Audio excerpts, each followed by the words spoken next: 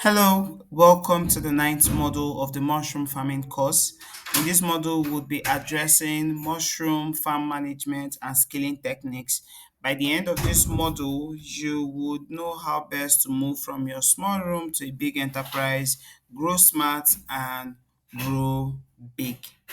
Let's get right into it. We'll cover how to run your farm like a business daily, who to hire and how to train them, how to manage as a one-man mushroom farmer, ways to scale and vertically and into containers, and how to access grants, work with partners, or join a cooperative.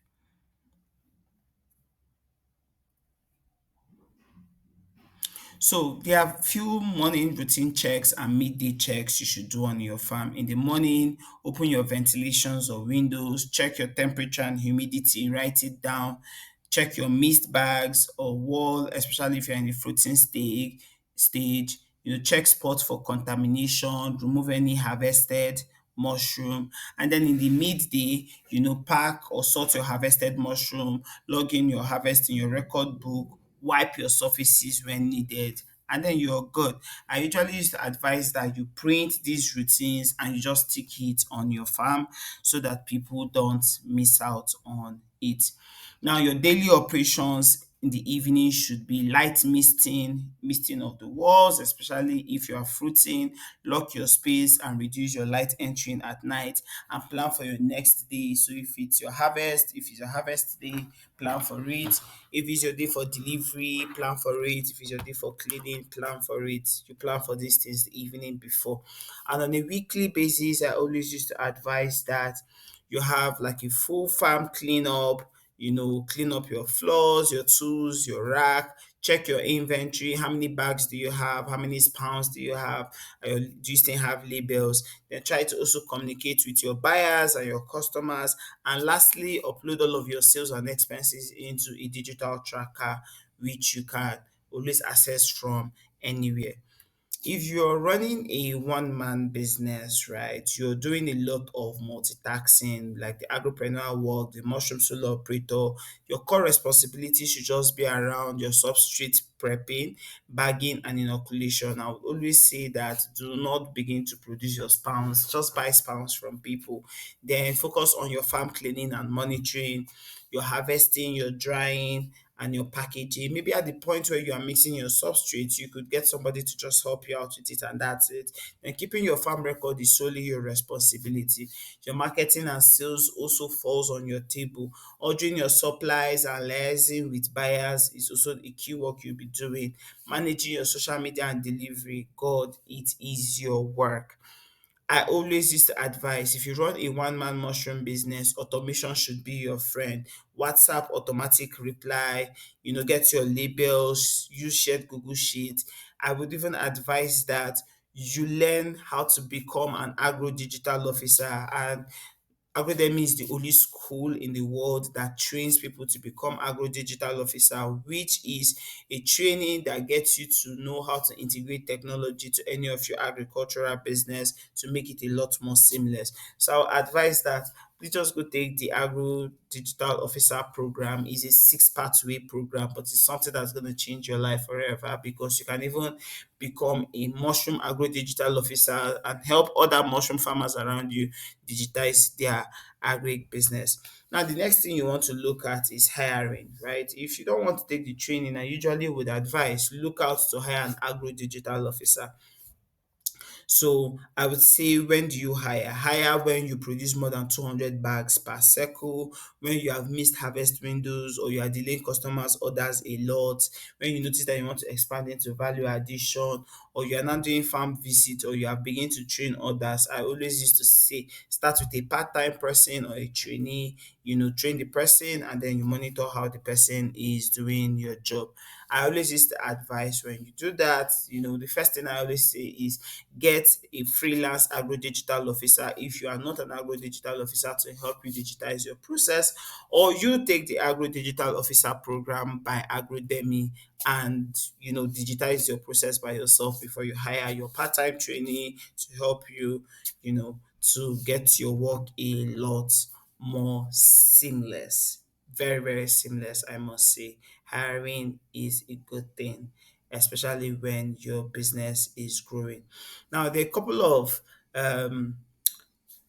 people you want to hire, right? So you need to get a farm assistant, right? You can get one at part time, but if you're a big farm, you need full time staff. You need a pound technician. Like I said, if you're a small business, please just buy out, just buy a pound. If not, you can have one or two trained staff if you're a big farm to help with your spam production. Then your packaging assistant, you can have a trainee, someone help you if you're a small business. But if you're a big business, please have a staff that is focused on packaging. And then for sales, you could use you and your family as a small business. But if you run a very big business with over 8,000 bags, then I always used to advise have dedicated logistics staff to help you with that. Then for marketing, you could market yourself as a small business, but as you grow, please get a contract staff or an intern or an agro digital marketer. Usually, I always used to say everything that you want to look for from record keeping, marketing, you always get that when you just hire an agro digital officer. And then your farm supervisor. Right now, if you're a small business, just you. But as you grow, you actually need a farm manager. Truth is, you can always, get trained people. What are the fastest way to get trained people? You can always reach out to Agrodemy to say that Agrodemy, I'm looking to hire this, and we can just share your job offers to people who are graduates of our mushroom course. So you are even sure that there are people that have learned from us, right? Alternatively, when you have hired the person you think that is of good character, you can even book a physical training on Agrodemy for the person. You can always reach out to our customer care to say, I want to book a physical training for this my new trainee. And I always used to advise train them outside your farm so that they can go and get the experience and come back and you can do your own internal training. So you can always reach out to us, say Agrodemy, this is something I want to do. We onboard this person first on this course. We will then onboard the person on the agro digital officer course. So the person knows how to use technology tools for your agri business. And then you pay for the person to go for a physical training in a mushroom farm around to learn what it looks like and then come into your farm for the last step of the training process.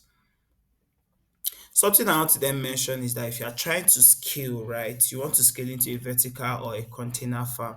So vertical farms is maintaining it on a shelf, building 2 to 3 layer rack with wood or metal. That way you save 50% of your space and there's like easier airflow control and it's great for rooms and urban areas.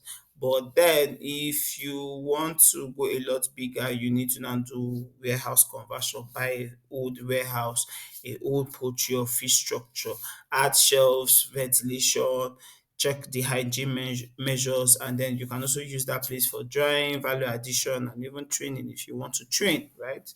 Um, become a physical trainer on Agrodemy. That's where you could actually think about your expansion and scaling up your business.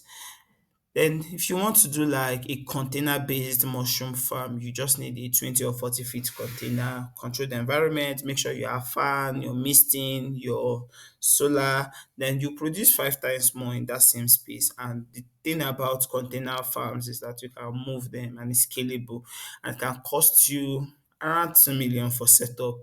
And this is like at the point where we had made this calculation. It could go more depending on your location. I usually would advise for our numbers, just stick to asking what is available in the community close to you. Now, there are also other ways that you can expand your mushroom business. You can go into pound supply business, right? But you need to understand like lab training.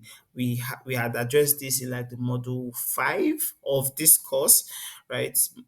There's a high demand and there's low competition because it's a very technical space to be. You can also go into like launching your mushroom processing brand. You can have powder, mushroom soup mix, your mushroom snacks. You can sell to diaspora market and the local urban market.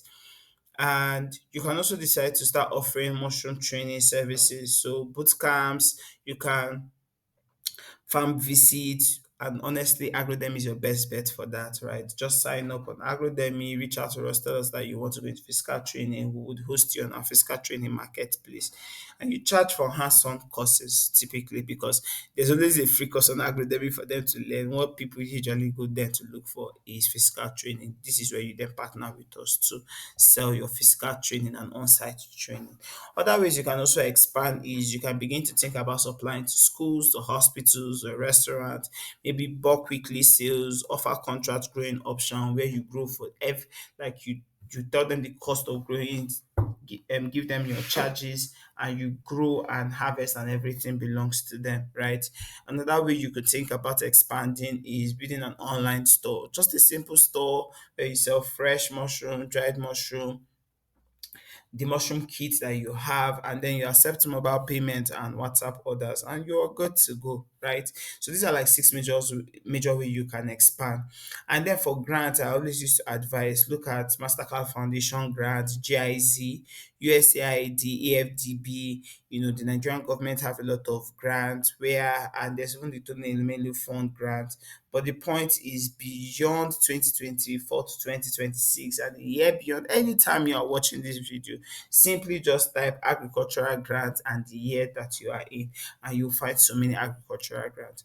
Alternatively, I would say join communities where they share a lot of grant information. You could check out a foundation called Development for Agribusiness Foundation. They do a lot of first agri grant bootcamp, help people with record keeping and using record keeping to access grants. So you want to reach out to them. Another thing we want to talk about before we end the course for today is how do you now navigate like partnerships, right? For partnerships, I would say look for people with shared resources. Imagine partnering with a dryer company, someone who has a dryer, partnering with a company who is into spam production, label production, partner with people who are ready to export so that you can also sell in bulk to their export agent. Then maybe you can apply for joint funding for equipment. Maybe you see somebody that is also maybe into ginger, for example. The person also needs a dryer, you need a dryer, both of you can collaborate together and decide to jointly seek for funding. Then you can also start like a local mushroom farmers group, right? I always used to advise this as a smart way to go into like value addition, because if you have a farmers group and so many people are then farming, you then have enough order to go into your processing business. Then in forming partnership, I would say just link with chefs, with nutritionists, agro influencers. There's what they call the agro influencers network. It was started by Caribou Digital, funded by Mastercard Foundation. It's a group of agro digital influencers. The founder of Agrodemy is an agro digital influencer. So you want to also maybe reach out to them to ask for an introduction to this influencer community. You can always reach out to them for whatsoever kind of influencing gig you need to sell your product. You can also partner with food bloggers, herbal stores, to use your product.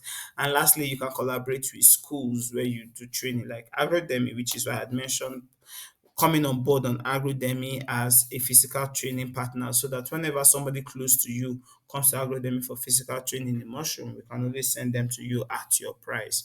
As a recap, we have come to the end of this module. In this module, you learned about how to manage your farm daily with or without a team, when to hire and how to hire your staff, how to scale into vertical or container farms, how you can diversify and grow your mushroom business. And lastly, we spoke about grants and how to build partnerships and cooperative. We've come to the end of this module. And I strongly believe that if you have questions, you do well to drop it in the comment section. We're happy to answer you. You can't go this far and not want to get a certificate for the work that you have done. So I strongly suggest that you go to agrodemy.net so that you can sign up for the course. Sign up for this mushroom farming course there so that you can get a certificate at the end. You can even be able to access the resources such as template guides that can help you grow your mushroom business. With that being said, thank you, and I'll see you in the last module.